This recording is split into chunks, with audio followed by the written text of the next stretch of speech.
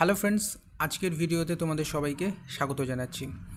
আজকে আমরা একটি রিপোর্ট রাইটিং শিখব পিএসসি ক্লার্কশিপ মেন্স এবং মিসলেনিয়াস মেন্সের জন্য।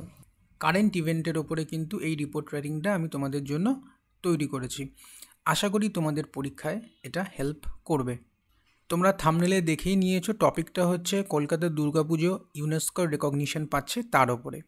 তো সবার প্রথমে রিপোর্টে কিন্তু আমাকে একটা হেডলাইন লিখতে হয়, যেমনটা তোমরা স্ক্রিনে দেখতে পাচ্ছ।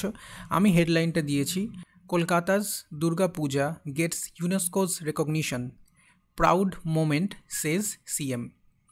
ছোট হেডলাইন, পুরো ঘটনার বর্ণনা দিচ্ছে এবং ইজি টু রিড। তারপরে দিয়েছি বাই এ স্টাফ রিপোর্টার, এবং তারপর থেকে কিন্তু রিপোর্ট শুরু হচ্ছে।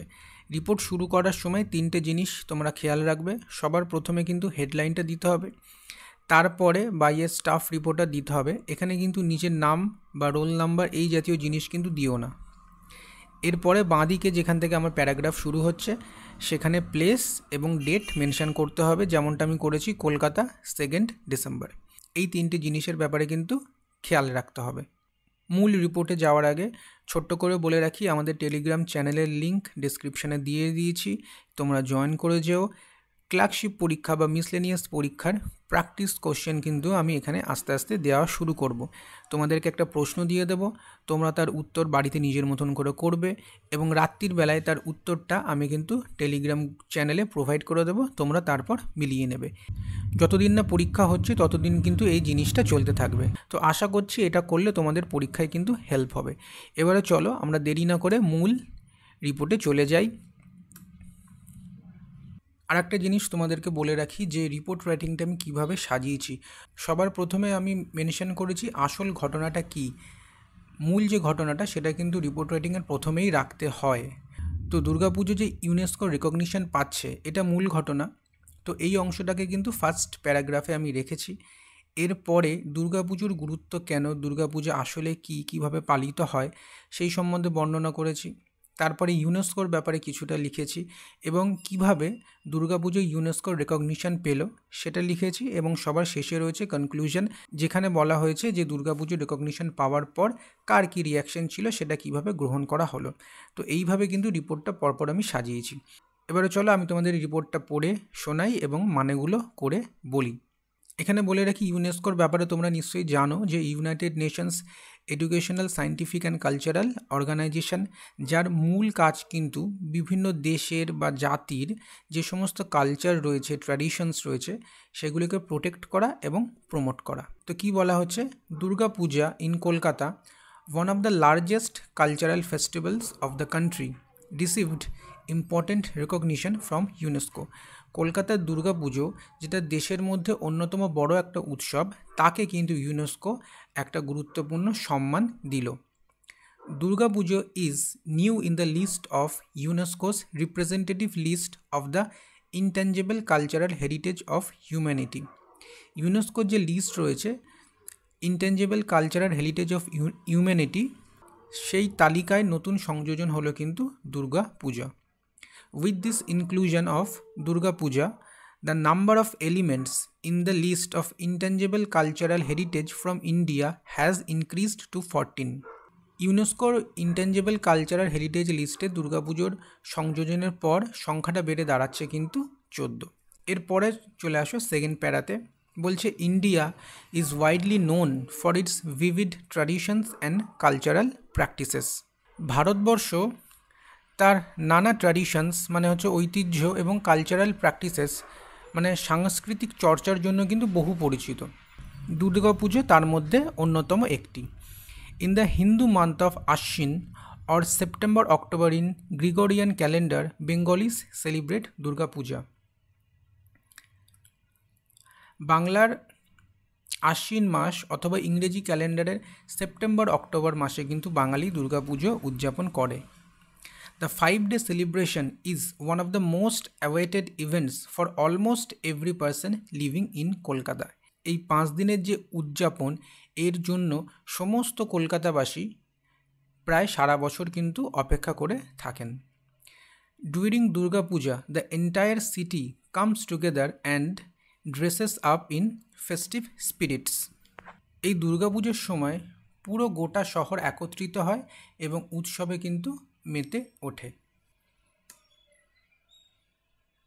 Considering the many traditional values, works, artists, and sentiment involved, the United Nations Educational, Scientific, and Cultural Organization (UNESCO) has finally included Durga Puja in its intangible cultural heritage of humanity.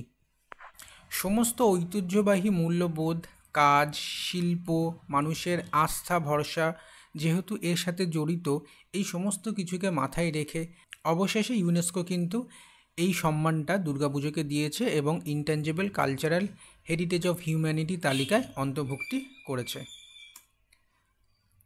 The entry of Durga Puja into the list was possible because of the tireless efforts of all stakeholders.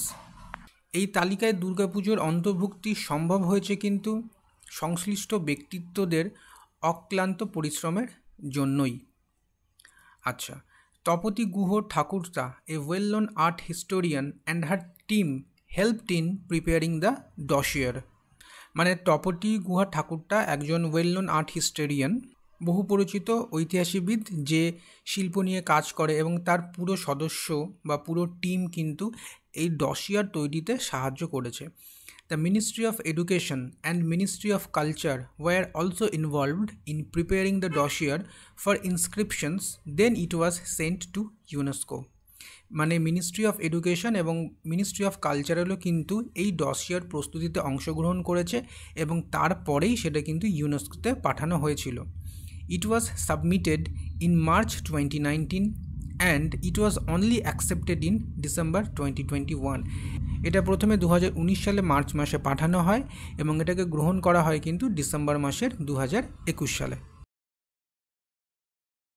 এবারে কিন্তু আমরা conclude করে শেষ করব report রাইটিংটা। Indian prime minister and the chief minister of West Bengal welcomed the announcement. ভারতের প্রধানমন্ত্রী এবং পশ্চিমবঙ্গের মুখ্যমন্ত্রী এই ঘোষণাকে কিন্তু স্বাগত জানিয়েছেন। A press statement from the government of West Bengal described the inclusion of Durga Puja in Kolkata as a pride moment. একটি সাংবাদিক বৈঠক করে পশ্চিমবঙ্গ সরকারের তরফ থেকে জানানো হয় যে দুর্গাপুজোর অন্তর্ভুক্তি এই তালিকায় আমাদের সকলের জন্য কিন্তু একটা গর্বের মুহূর্ত। Cultural heritage is the soul of any civilization and is a bridge between generations. মানে হলো সাংস্কৃতিক ঐতিহ্য কিন্তু যে কোনো সভ্যতার একটা আত্মা এবং is a bridge between generation, এবং প্রজন্মের মধ্যে সেতুবন্ধন বা মেলবন্ধন ঘটায়। A nation's cultural heritage and natural history make it unique and precious. এবং সবার শেষ লাইনে বলছে যে একটা জাতির সাংস্কৃতিক ঐতিহ্য এবং প্রাকৃতিক ইতিহাস তাকে অনন্য এবং মূল্যবান করে তোলে। এখানেই কিন্তু আমাদের রিপোর্টটা শেষ হচ্ছে। মোট 280-র বেশি শব্দ আমি এখানে ব্যবহার করেছি।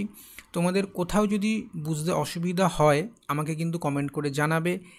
আর এই ভিডিওতে আমি চাইছি মিনিমাম 100টা লাইক আসুক, তাহলে এর পিডিএফটা আমি কিন্তু আমার টেলিগ্রাম চ্যানেলে শেয়ার করে দেবো।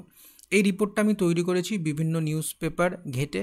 তোমাদের যদি মনে হয় যে কোথাও কোনো ইমপ্রুভমেন্ট দরকার, নির্দ্বিধায় আমাকে কিন্তু কমেন্ট করে জানাবে। কোথাও কোনো জায়গায় বুঝতে অসুবিধা হলেও আমাকে কিন্তু তোমরা কমেন্ট করে জানাবে। আমাদের সঙ্গে থেকেও, পাশে থেকেও। এই ভিডিওটা ভালো লাগলে লাইক করো। এরকম অনেক রিপোর্ট রাইটিং, ট্রান্সলেশন, প্রেসিস আমি এই চ্যানেলে আপলোড করব, যাতে মেন্স পরীক্ষা কিন্তু তোমরা ভালোভাবে দিয়ে আসতে পারো। খুব তাড়াতাড়ি দেখা হচ্ছে নতুন একটা ভিডিওতে। Till then, God bless, take care.